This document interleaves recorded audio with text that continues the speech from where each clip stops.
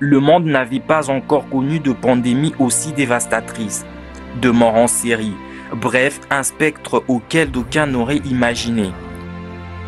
Parti de la Chine depuis décembre 2019 de la ville de Wuhan, la Covid-19 n'a épargné aucun coin du monde. C'est la grande inquiétude qui monte ces derniers jours. Les États-Unis pourraient devenir le prochain épicentre de la pandémie de coronavirus dans le monde. La barre des 20 000 morts du Covid-19 a été franchie en Espagne. La pandémie de coronavirus poursuit sa propagation en Amérique latine. Au cœur de New York, la plus grande ville des États-Unis paye toujours le plus lourd tribut à l'épidémie de coronavirus, plus de 5000 morts, alors que les États-Unis sont sur le point de dépasser l'Italie en nombre de décès. Incroyable, inimaginable, hallucinant que de voir combien le monde a pu être endeuillé en si peu de temps. La religion évoquerait d'ailleurs une hypothèse d'une punition divine.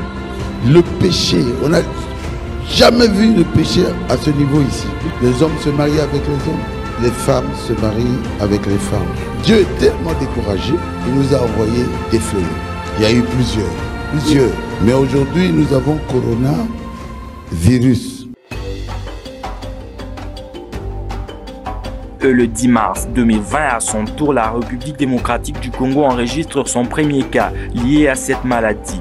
Les mesures restrictives sont vite tombées, interdisant, entre autres, la célébration de cultes, la fermeture des écoles et universités, la fermeture de tous les débits de boissons surpassant les habitudes quinoises, celle de se délecter pendant le week-end, et depuis peu, le port de masque est devenu obligatoire.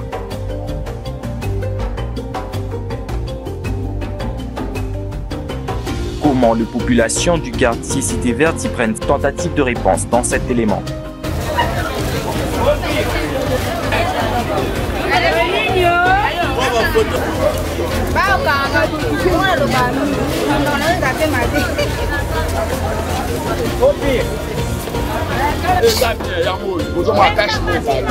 C'est une bonne chose. J'ai mon cache-nez. Lorsqu'il n'y a pas assez de monde, je le retire un peu. Dans le cas contraire, je le remonte et après, je peux à nouveau le retirer suite aux éventuelles difficultés respiratoires.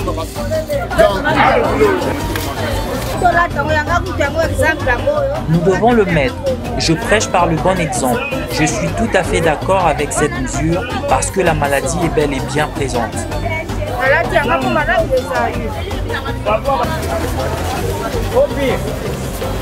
Et pendant ces temps, l'économie dégringole, le panier de la ménagère sévèrement menacé, et ce, en seulement 2 mois.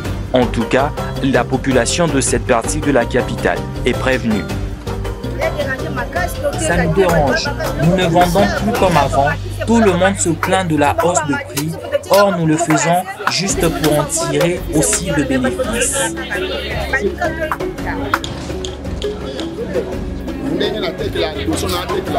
Plus rien n'est comme avant. Nous sommes pénalisés.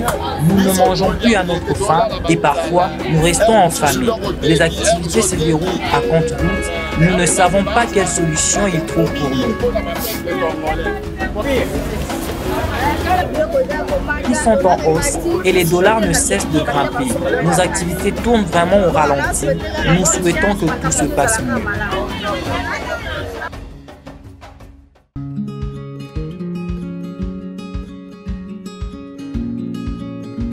Les activités sportives, éducationnelles et tout genre compromettant un afflux humain, occasionnant des risques de contamination, ont bel et bien été prohibées jusqu'à nouvel ordre.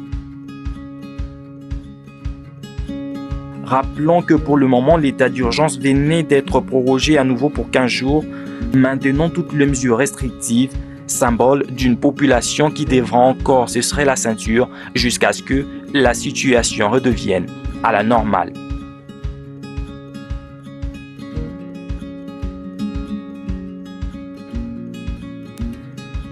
Lavez-vous régulièrement les mains. Lavez-les soigneusement à l'eau et au savon, tant la paume que le dos, mais aussi entre les doigts. Comptez entre 40 et 60 secondes par lavage. Toussez ou éternuez dans le pli de votre coude et utilisez toujours des mouchoirs en papier. Jetez-les dans une poubelle fermée. Si vous êtes malade, restez chez vous. Ne vous rendez pas au travail.